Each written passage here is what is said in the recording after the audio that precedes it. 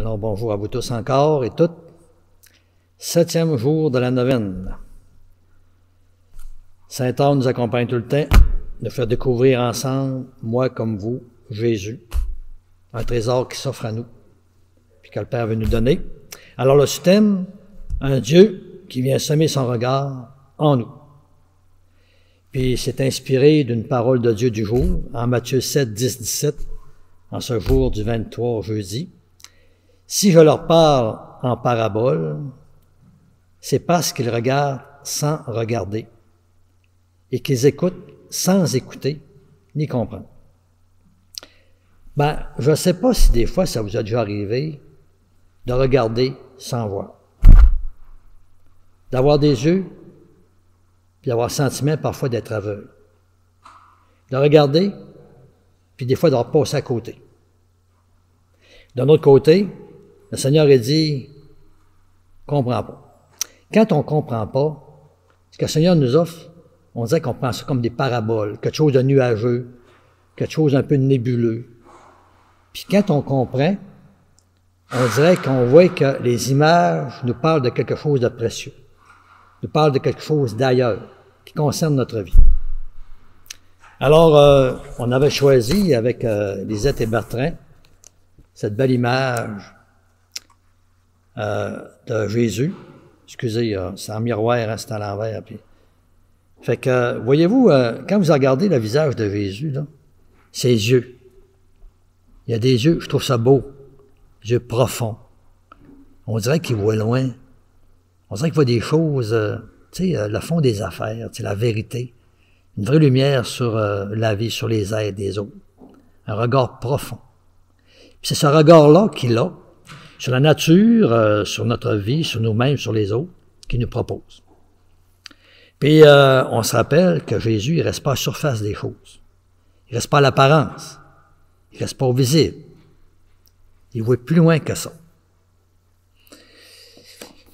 Quand je méditais la parole, je pensais justement quand j'étais vers Debeau-Mistassini, vers Sainte-Jeanne d'Arc, il y avait 2 statues. Statue de Sainte Thérèse d'Avila, de Dolbeau, puis la statue de Sainte Marguerite Marie. Puis ce qui était spécial de ces statues-là, c'est que ils regardaient, mais on aurait dit qu'ils voyaient autre chose. Puis moi, ça me magnétisait. Puis tu sais, quand on y pense, nous autres, les êtres humains, on a cette capacité-là de regarder quelque chose, puis de voir autre chose. Bien des affaires peuvent nous parler, dépendant du regard qu'on a dessus. C'est quelque chose d'extraordinaire. Alors Jésus, quand il se promène sur la terre, vous le voyez, il voit des affaires, mais on voit tout le temps, on dirait qu'il voit d'autres choses. Regardez les oiseaux du ciel, ils sèment pas, ils moissonnent, le Père pourtant, comme si les oiseaux avaient quelque chose à nous faire découvrir, ils nous disaient quelque chose du ciel. Hein? Il va dire, le royaume des cieux, ça ressemble à un grain qu'on a mis en terre, puis ça devient un grand arbre, il y a des oiseaux qui se font dedans. Un grain, hein, on n'aurait pas pensé à ça. Jésus, lui, il voit ça. Il voit des choses de nous autres, une progression là-dedans. Regardez la moisson, regardez le grain de blé qui tombe en terre, puis qui meurt, puis il produit de la vie incroyable. Comme s'il nous disait, dans ta vie, des fois, tu es comme un grain de blé. Toi aussi, il y a des choses pas faciles, mais il va sortir de la vie. Regardez la femme qui pétrit son pain avec du levain, ça lève. Non, mais regardez, Jésus, il voit des choses qu'on voit, mais il voit autre chose. Puis nous autres, à son contact, on est appelés à voir des affaires, puis à voir aussi autre chose. Mais quelque chose qui nous éclaire pour notre vie. Comme si le Seigneur, en faisant la terre, puis notre univers, il a pensé déjà que tout ça, ça serait rempli de messages, de petits signaux, de petites lumières pour nous autres, pour nous guider, nous orienter, puis nous faire du bien. Alors Jésus, qu'à travers le visible, voit de l'invisible, il voit plus loin que ce qui est là. Puis là, tu sais, on parle du regard lumineux de Jésus. Tu sais, il y a un beau regard. Hein, il y a un beau, excusez-moi, j'ai encore de la musique. Un beau regard, tu sais. Puis, quand Dieu vient sur la terre en Jésus, comment il regarde le monde, tu sais, la terre, nous autres, comment il nous regarde? Il ne regarde pas de n'importe quelle façon. Il doit avoir un regard lumineux, un regard amoureux. Puis pour comprendre ça, là, pour nous aider à comprendre ça, il faut regarder notre vie. Pensons au regard des amoureux quand ils se regardent. Tu sais, ils voient l'autre d'une manière spéciale. Là. Pensons au regard des parents sur leurs enfants qui aiment, ou des grands-parents sur les petits-enfants.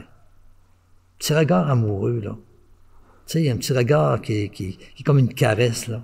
C'est quelque chose. Hein?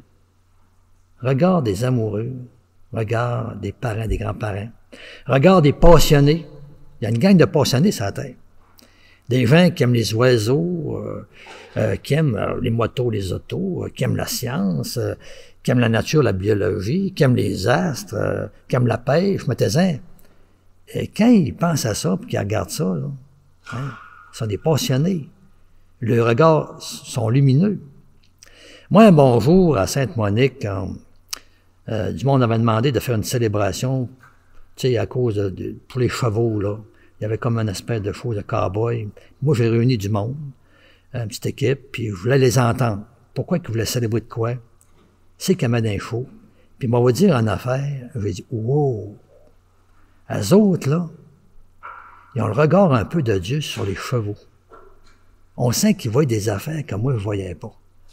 Puis pensez que le Seigneur, quand il nous regarde, il voit encore bien plus de choses que ça. Les chevaux, c'est lui qui les a faites. Ça fait qu'il y a un regard amoureux, pas à peu près sur eux autres. Tout ce qu'il a fait, le Seigneur, il l'aime. Sinon, il l'aurait pas mis au monde, dites-vous ça. Là. Ça fait que ce regard lumineux de Jésus, qui veut nous être communiqué. Puis il fait par son Esprit Saint, qu'on demande tout le temps dans la prière, à un Dieu qui est passionné de nous, qui est amoureux de nous, de notre travail, de notre vie, nos occupations, comme nous autres, à travers nos enfants, nos petits-enfants. Tout ce qui concerne nous concerne. On les aime. Ce qui nous arrive, ben on veut le savoir. Le bon Dieu, c'est pareil. Pense à ça. Jésus, il nous regarde, ce qui nous concerne, il trouve ça important. Alors, pensons à ce regard de Jésus qui se promène sur la terre, un regard de beauté, de caresse de la terre, des êtres humains qui l'aiment, qui est là. Puis il nous invite à avoir son regard. On demande au Seigneur de faire couler ça en nous autres.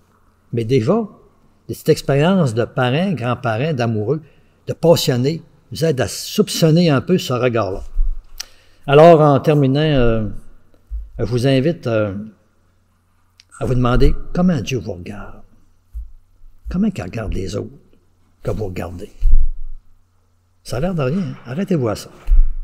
Puis, on pourrait prier ensemble en disant, Seigneur, donne-moi ton regard qui me fait voir ma vie puis la vie des autres avec un autre regard, ton regard lumineux, qui voit des choses que je ne vois pas, mais qui sont grandioses, qui sont belles, qui sont profondes, qui sont grandes. Hein? Alors, voilà. Dans le petit fin tout à l'heure, que vous pourrez comme peser dessus, dans l'image, « Oh, ce regard, je ne l'oublierai jamais » de Noël Colombier. Puis c'est beau, on sent que le regard de Jésus, quand il regardait son monde, c'est un regard d'amour, puis de passionné de l'être humain. Jésus a donné sa vie pour nous autres. Mais à moi dire, en effet, c'est pas passionné, c'est comme rien. Alors écoutez, belle et bonne journée. On prie les uns pour les autres, puis on demande que ce qu'on entend par votre méditation, que le Seigneur vous fasse cliquer, vous sortez quelque chose de précieux, puis vous confiez ça au Seigneur dans la prière, de protéger ça. Hey, bonne et belle journée, puis à demain. Bonjour.